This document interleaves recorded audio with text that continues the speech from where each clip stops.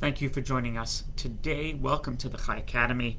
I'm Rabbi Sachs, and we are in the middle of a course called Jewish Ethics and Beliefs, and this course tackles many different types of issues. So tackles afterlife. That was a couple days ago. Tikkun Olam, which is the repairing the world, the buzzword, what that means. It tackles idol worship, the definition of idol worship, etc. And you can see all these classes. You can see them at thechaicenter.com/academy, or you can go to Spotify, or you can go to YouTube or Facebook. So feel free to expand your knowledge and see previous classes. There's probably a few hundred of them by now, and there should be something of interest to, I think, all types of people. So today's topic is called Hashgacha Pratis, which Hashgacha Pratis is loosely, or not loosely, it's translated as individual divine providence. Individual divine providence. Now, it's a hotly debated topic. As what does that mean? What is individual divine providence? What is it? Right? And before we tackle that, I mean, you've heard of the expression, especially amongst Jews, but not only Jews. Will I see you tomorrow at 1 o'clock? Yes. Or there's another answer that you'll hear.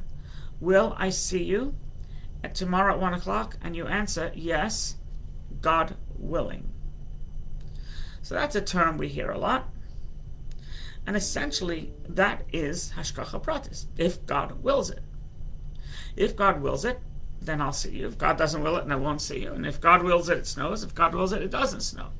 So so what it is essentially, what Hashgacha Pratis is, before we get to the different disagreements, wild disagreements since the beginning of time between scholars, but essentially what it is not that just God created a world and is an absentee landlord, but rather God supervises. God is a landlord that's on your tush. God supervises everything and anything that is done. He's a micromanager. So once again, it's not only knows of the existence that there's a world, but directly supervises, which is very different, by the way, than Aristotle and the other pagan philosophies. Aristotle, it was basically said God is only in the ideal, like nothing. This world is earthly world. There's no God in this world. So even if you believe in God, yes, but he's not, he's not part of my life, right?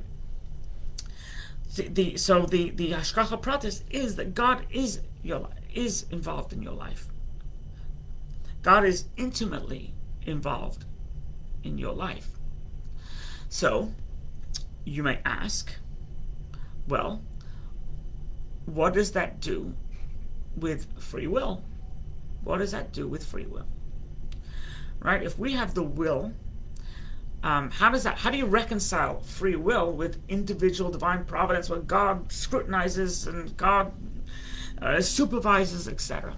So I think the best answer to that is that let's make it clear that free will is only in moral decisions. Free will is not non-moral decisions. So I always use this example. I apologize if it's silly, but if you like Perrier seltzer and you don't like Coke, is that a moral decision? You like chocolate ice cream but don't like vanilla ice cream. You like green as a color as opposed to yellow. It's not a moral decision. So therefore, that's part of your pre-programmed chip. That's part of the supervision. But free will, God has given us the ability to have free will. Does that mean God doesn't know? No, it doesn't mean that. It means when we're at the moment of truth, we're at that delta, those crossroads, and we can choose right, the good path, choose left, the wrong path. At that moment, God's knowledge does not affect our decision. He knows what we're going to pick. But that doesn't mean that we are obligated, or that he's forcing us to pick it. At that moment, we're in our own zone. So yeah, but others, like as I said, it's going back to Aristotle and others, that God is he just knows about creation, but it's only in the ideal. However, it's not. And there are others who deny God. God has nothing to do with creation, and there are others that God created this world and knows about it superficially because he moved on and he created other worlds with that happen to have the same shape UFO, right? That's everybody. When you see a UFO, it's always that round thing with three lights, and every alien looks alike also. So they say, they maintain that God created the world and moved on, right? You've heard of MoveOn.org, so God moved on. Now, so there is an incredible disagreement between Nachmanides and Maimonides with regards to Hashgacha Pratis, individual divine providence. And now, they all agree that God has complete dominion over everything. God has dominion over a wild ox. God has dominion over the smallest louse. Controls everything. God opts to give us free will, but God controls everything. Complete dominion. They both agree that God is Melech Malchei Hamlachim, the King of all kings, and he's the all-powerful, omnipotent, omnipresent, I should say, omniprescient God. Right? There is. They both agree. What they disagree is as follows. We'll start with Maimonides. Maimonides says that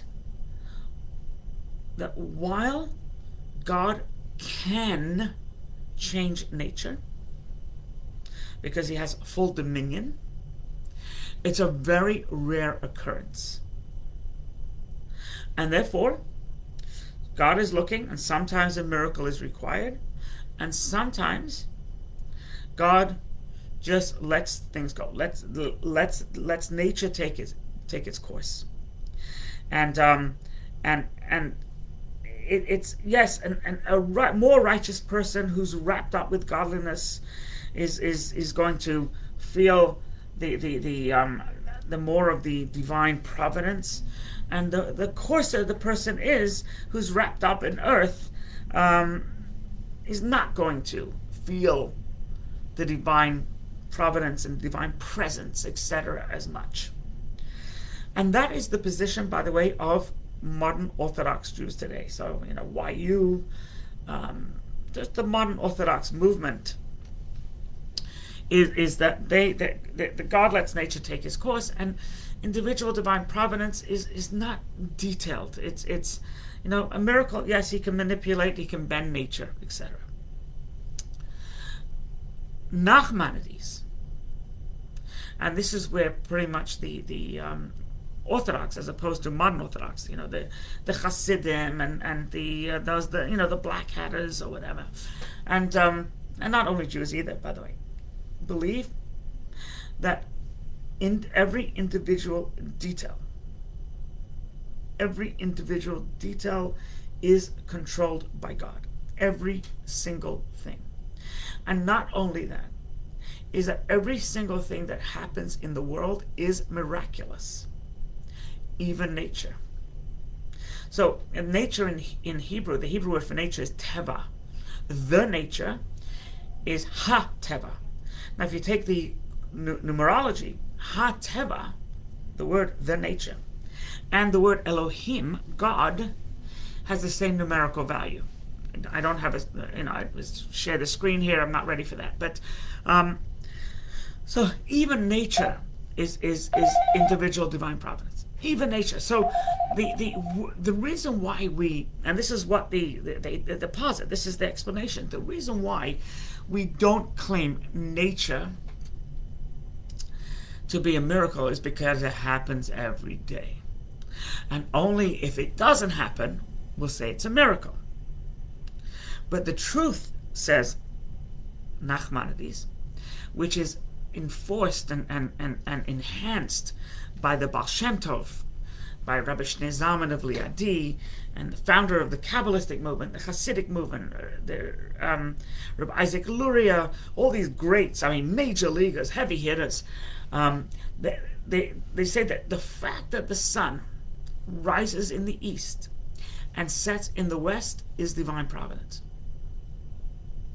Oh yeah, but it's natural. God made it that. Correct. God made it that way, and God says, "Come on, up every day, every moment." And that is very different than Maimonides. Maimonides says, yeah, God could make miracles, and God does make miracles, and God does take action. He chose Abraham, etc. He chose to take the Hebrews out of Egypt, etc. But other times He chooses not to.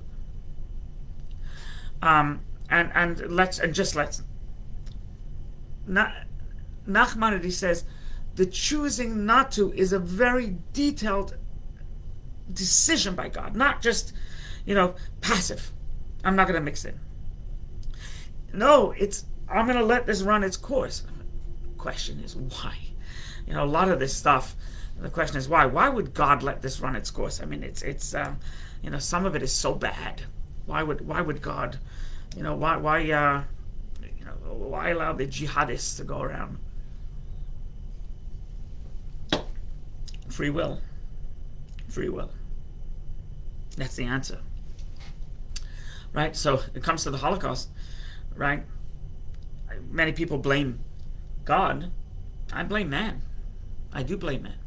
You have millions of people who are in this together, and you want to blame God. Millions of people who are religious and not religious people, atheists and secularists and religious people, did this, right? Hitler didn't kill 6 million personally. He had a whole, band of thugs, thousands upon thousands, hundreds and hundreds of thousands of thugs. And it spread to other countries. The Poles were not called Nazis, but the Poles were Nazis. Not every Pole, of course. But, so I wouldn't blame God there.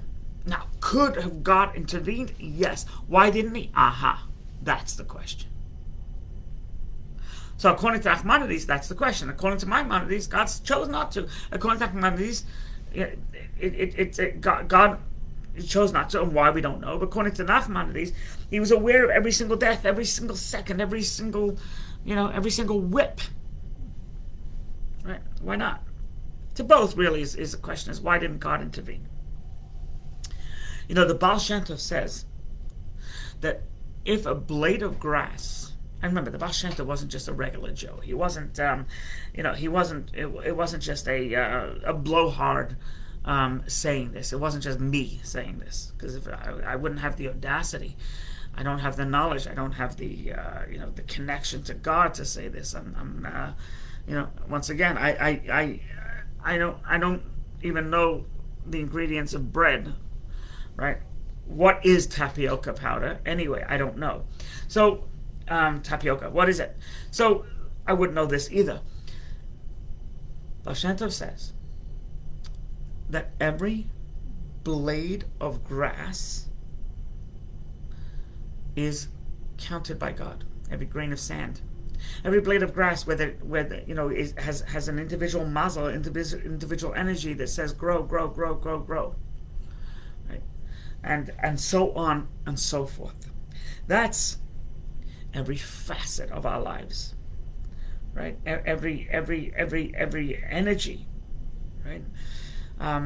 Everything is dictated to by God. We get lackadaisical. We say, oh, well, grass, of course grass is going to grow. Of course grass is going to grow. It's not a miracle, but it is a miracle. I mean, take a seed, right? Take an apple seed and put it in the ground.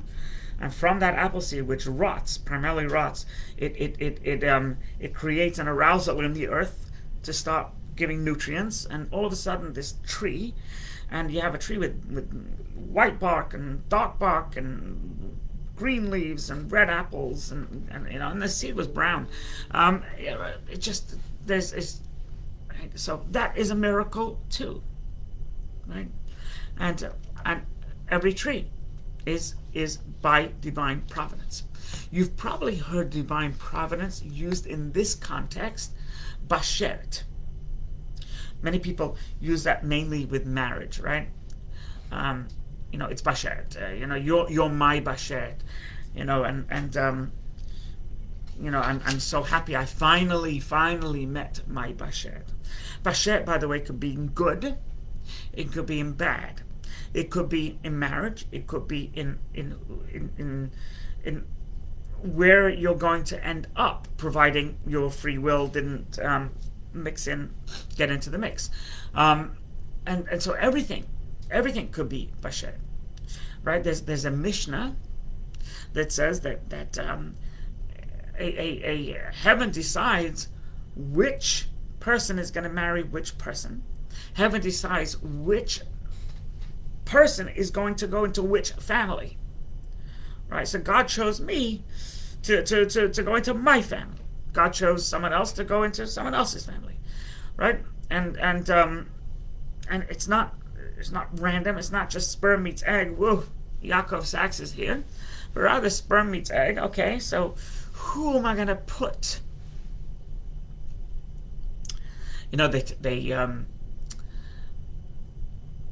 They ask a question: if a marriage is Bashert, what happens if a marriage goes bad? Right? Marriage tanks. So does that mean it was not Bashert? Right? So there's a couple of answers to that. One is, yeah, it was a moral decision to end the marriage, and that you got free will. It's very possible the marriage could have continued and you could have worked it out. And if you're just a little bit more humble, less arrogant, more compromising, more helpful, less cursing, less shouting, more, calmer, take a chill pill, less shouting, it could have worked out, but it's a moral decision.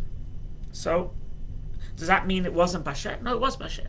Furthermore, it could have been Bashert because it's a stepping stone. I met this person, but I can never have met that person if I didn't meet this person, and this didn't work out, so now I meet my real Bashert, and not my temporary Bashert. There's another answer, is that sometimes Mr. and Mrs. have got to have 3 kids. These 3 kids have to come into the world. God decided it's these 3, and these 3 come into the world, and then the mission is complete. So it's remember, everything, you're in control of your destiny for the most part, and you can choose this. So certain things you can't choose. Which baby is going to go into which family is God's domain. Tanya says that clearly. It's God's domain. Once the baby's born, how the parents act with the baby is a moral choice. Do they let this kid, hear cursing or not? Do they let this kid have, do they smoke in front of this kid and cause damage or not? That's parents. There's a story of the. And by the way, here's a good time to interject because it's a pretty heavy topic. If anybody wishes to ask any questions about this, you may do so right here, right now. Don't have to, of course, but it is a this is a deep topic that we're trying to convey. So you may need clarity. There's a story with the previous Lubavitcher Rebbe. The Rebbe passed away in 1994. So his father-in-law, the previous Lubavitcher Rebbe, tells a story that he was walking in the woods with his father, who was the fifth Lubavitcher Rebbe, walking in the woods. And he was talking to him about the concept of individual divine providence. As we discussed it, God is involved in Manusha.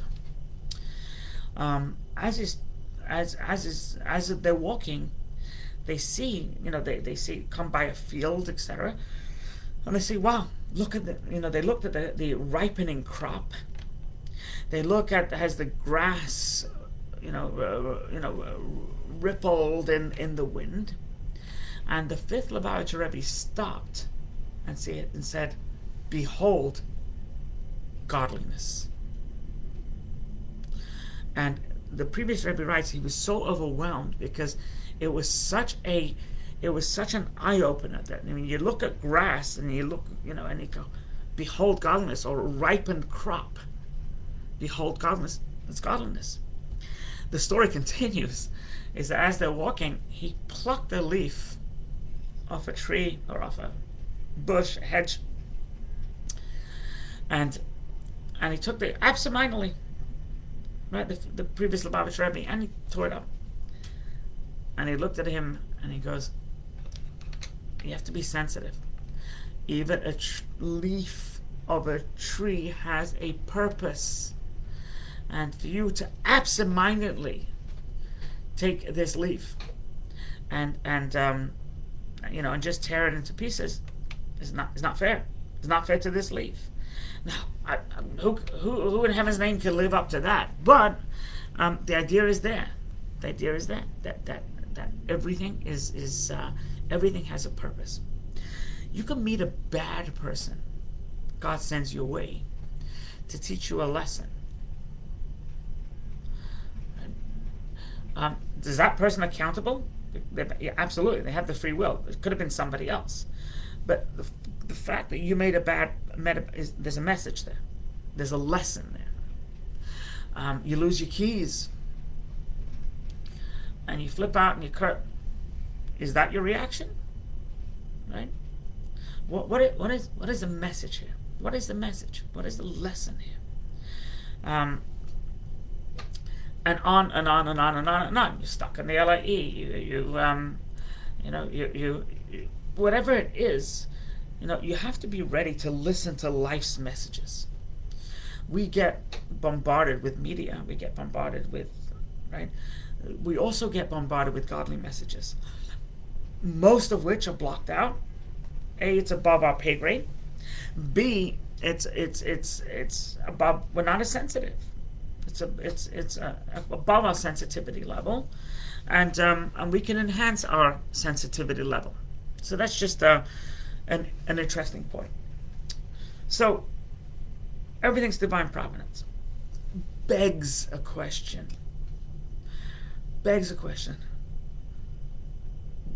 Why did God need this? Right?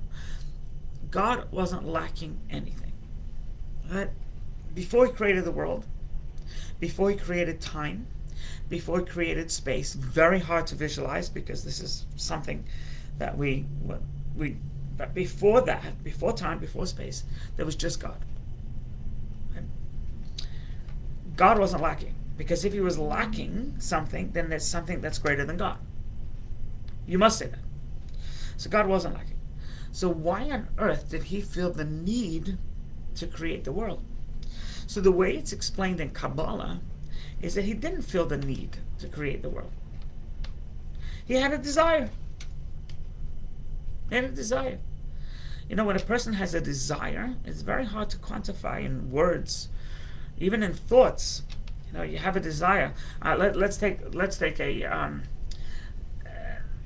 There was this the president of Michigan University, right? He just had to resign, and he's the president of the university. Happens to be a Jewish guy, Schlissel, I think his name is. He's getting paid $1 million a year.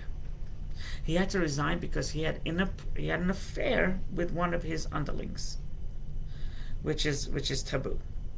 She works for you. You're the boss. Yada yada yada yada. You have to ask yourself. He's making $1 million a year. Wouldn't common sense tell him, if you get caught, You lose your wife, you lose your kids, you lose your job, and you lose the chick. Right? But the answer is, it was a desire. It doesn't make sense. So God decided to create the world, right? So He created time, and He created space, and He created dimension, etc. So there was no reason. He wasn't compelled to do it, and He did it, and He set up the world as He did, based on His desire, which is that He is going to be involved, an involved God. This is according to very involved God, a detailed God, according to Nachmanides, and not so detailed God, but complete dominance and awareness and involvement, according to Maimonides. So He decided, you know what? In this world, I want partners, and therefore He created the human being. And when He created the human being, He created them with such parameters. Why? Who knows? You don't know. It's one of the great unanswered questions. Who knows? Right? Why did God create mosquitoes? It's another great unknown, right? Male breasts. God knows. There's a lot of things that just the unknown. But it is. But that's part of it. So God created the world with these parameters, and having said that, you have free will. So there's a paradox here, really, is that God can lead you to something because of divine providence, but when it comes to the action, you're on your own, good or bad. God can put a poor person in your path. Whether you choose to help them, give them charity, give them food, give them shelter, give them clothing, is completely in your domain. Completely in your domain. God could in your community, you could have, the nicest synagogue and the nicest rabbi and the nicest cantor and etc. But you can choose not to go there. Right? You got that choice, and because you got that choice, because you have that choice, you have to realize how powerful you are. Right? That you can trespass divine providence because He gave you free will. To me, that is mind-blowing, mind-blasting, as they say in India. You can trespass individual divine providence at any moment if you make a moral decision or an immoral decision. To me, that is just insane to think about. That's how powerful human being is. Someone once asked the Lubavitcher Rebbe what he does. What do you do? You sit in your office all day. What do you do? So he says, it's not kind of what I do. He says, you see that light switch over there? He says, that light switch has wires behind it that you don't see. These wires are connected to an electrical panel. This electrical panel is connected to an electrical grid. This electrical grid is connected to, the Rebbe said, Niagara Falls, where the falls generate power and gives it to the station, then to the grid, right? And eventually it powers the light. If you don't touch that light switch, there's no power. If you turn on that light, all of a sudden you have all this, all the way from Niagara Falls, right? You have that power. God said our job in this world is to direct people to the light switch. That is the moral code that we have, is to direct people to God, to goodness, godliness and goodness, and not be apathetic. Realize there's a light source. It's in your room. It's in every room. It's a part of you. Turn it on. That is free will. The rest, as they say, is commentary. Please feel free to share. Please feel slightly obligated to share. And may we meet again. Shalom and shalom.